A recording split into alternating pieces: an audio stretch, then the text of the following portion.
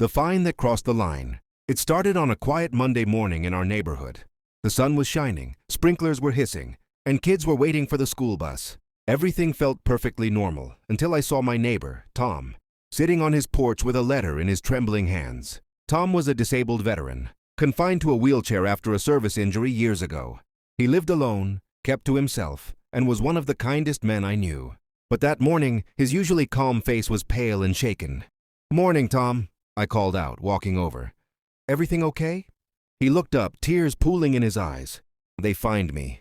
$500, he said weakly, for having a ramp." I blinked in disbelief. "What, a wheelchair ramp?" He nodded, holding out the official HOA notice. There it was in bold letters. Violation, unauthorized structural modification. Fine, $500. At the bottom was a signature that I recognized immediately. Karen Thompson, HOA president. Karen was the self-proclaimed guardian of the neighborhood's aesthetic standards. She patrolled the streets with a clipboard and camera, enforcing every rule as if it were law. Lawn too long? Fine. Christmas lights up past January 1st? Fine. Now she was going after a disabled veteran for a ramp. He needed to access his home. "This is insane," I muttered. "You need that ramp to live here." Tom sighed. I tried explaining, but she said it disrupted the uniform look of the community. That was the moment I snapped. Enough was enough. Karen's obsession with control had gone too far. That evening, I walked over to Karen's house. Her porch lights were blindingly bright, illuminating her manicured lawn and HO Proud sign. She opened the door, already clutching her clipboard. "Hello?" she said curtly. "If this is about the fine, it's final." "Karen," I said calmly, "you fined a disabled veteran for building a ramp. That's not just wrong, it's discriminatory." Her expression didn't waver. "Rules are rules. If we let one person alter their property, soon everyone will." I clenched my fists. "You do realize the Americans with Disabilities Act protects his right to have that ramp, right?" Karen smirked. "We'll see what the HOA lawyer says." That's when I made a decision. If she wanted to play hardball, I'd take it to a higher level, the media. I went home, grabbed my phone, and drafted an email to the local news station.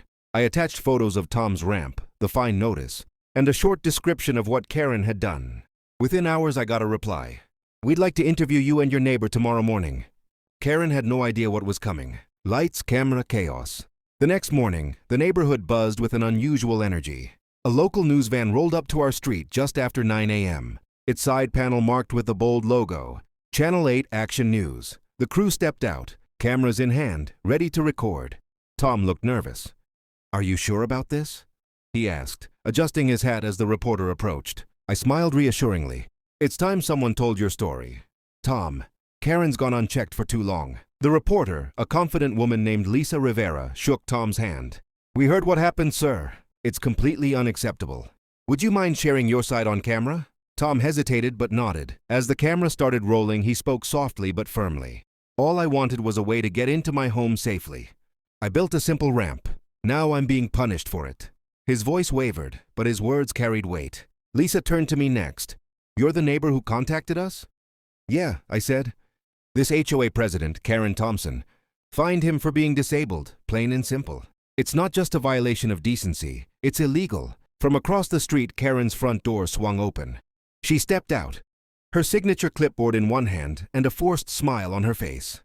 "Excuse me," she shouted, storming toward us. "What's going on here?" Lisa turned smoothly. "Ma'am, are you Mrs. Thompson, the HOA president?" Karen straightened her blouse. "Yes, I am. And I don't appreciate the media invading our private community." "This isn't about privacy," I shot back. "It's about accountability." Karen's expression tightened. "That ramp violates HOA design standards. Every homeowner agreed to those terms." Lisa raised an eyebrow. "Even when it involves accessibility for a disabled veteran?" Karen opened her mouth, but no sound came out. The camera zoomed in as her confident mask started to crack. "This isn't how things are handled," she snapped. "You're sensationalizing an internal matter." Lisa didn't miss a beat. "We're just sharing the truth, ma'am."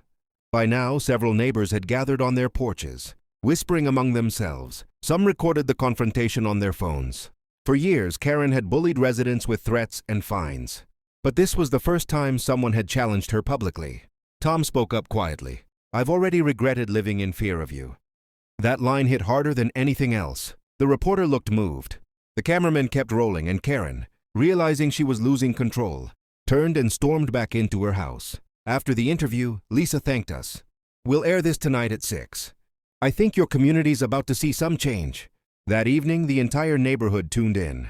The story aired with the headline, "HOA President Fines Disabled Veteran for Wheelchair Ramp, Neighbors Push Back." The segment went viral within hours. Comments flooded in, condemning the HOA's cruelty. And Karen? She wasn't going to stay quiet for long. The HOA showdown. The morning after the news story aired, our quiet neighborhood was anything but calm. Cars drove slowly past Tom's house, people pointing, whispering, and snapping photos. The once untouchable HOA president Karen Thompson had become the talk of the town, and not in the way she liked. By noon, every mailbox had a notice taped to it. In bold print it read, "Emergency HOA meeting, attendance mandatory." At the bottom, Karen's signature glared like a threat. I knew exactly what this was. Retaliation. That evening, the community center filled with homeowners. The air buzzed with tension. Karen stood at the front of the room, wearing a crisp blue blazer and holding her clipboard like a weapon. Behind her was a projector screen showing a PowerPoint titled, "Restoring Order and Compliance." Tom and I sat together near the back. He looked uneasy, but I whispered, "Don't worry. You've got half the neighborhood on your side now." Karen cleared her throat. "First," she began, "I'd like to address the recent media circus that has unfairly portrayed me and this association." A few people murmured disapproval. One neighbor, Mrs. Dalton, raised her hand. "Karen, you fined a disabled man for building a ramp. How is that unfair?" Karen's tone sharpened. "We have design standards for a reason. The ramp was installed without HOA approval, because he needed it to live safely."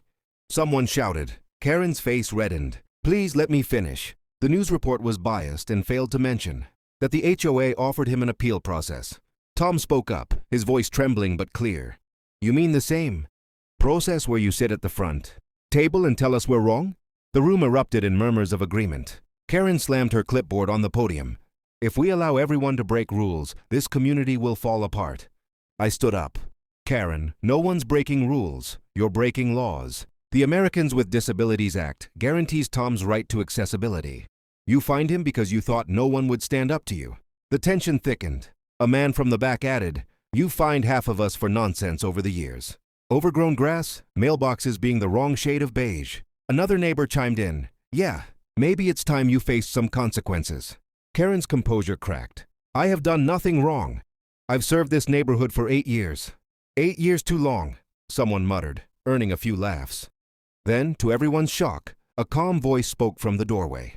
It was Lisa Rivera, the news reporter, camera in hand. "Sorry to interrupt," she said. "We're doing a follow-up story. Mind if we film the meeting?" Karen froze. Half the room cheered. The other half pulled out their phones. The once powerful HOA president was cornered. And that's when Tom, steadying his wheelchair, turned to her and said, "Karen, I'm not your enemy, but you made yourself mine." The room went silent. Justice at last. The HOA meeting exploded into chaos after Tom's words echoed through the room. Cameras flashed, phones recorded, and neighbors shouted over each other. For the first time, the people Karen had controlled for years were finally speaking without fear. Lisa, the reporter, motioned for silence. "We're here to document the truth," she said calmly. "Mrs. Thompson, would you like to comment on why you fined a disabled veteran for an accessibility ramp?" Karen's lips tightened into a thin line. "No comment," she snapped, trying to walk off stage, but several neighbors blocked her path. "You're not walking away from this one, Karen," I said firmly. "You owe Tom an apology and the entire community an explanation." Karen turned, glaring at me. "You've embarrassed me publicly. Do you have any idea what damage you've caused?" I took a step forward. "The only damage done here is what you did to a man who served his country and deserved respect, not punishment." The crowd erupted into applause. Tom sat quietly, tears glistening in his eyes. That's when Lisa's cameraman lowered his gear and said, "We've got enough." Within 24 hours, the follow-up story aired, this time with footage from the heated HOA meeting. The headline read, "Community rises against HOA president after discriminatory fine." The story spread like wildfire. National outlets picked it up. Disability rights groups spoke out, and the local housing authority announced an investigation into the HOA's practices. Days later, an official notice arrived for every resident. The HOA board has voted to remove Karen Thompson from her position effective immediately. It felt surreal. For years, Karen had ruled through fear, threats, and technicalities. Now, she was just another homeowner, stripped of her power and reputation. I saw her a week later, walking her dog in silence. Her perfect smile was gone. She didn't even look at me.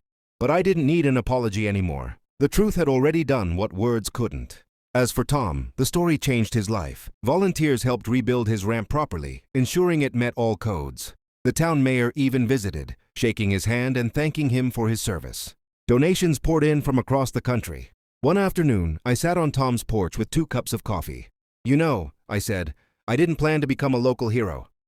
He chuckled softly. "You didn't. You just did what was right." I smiled.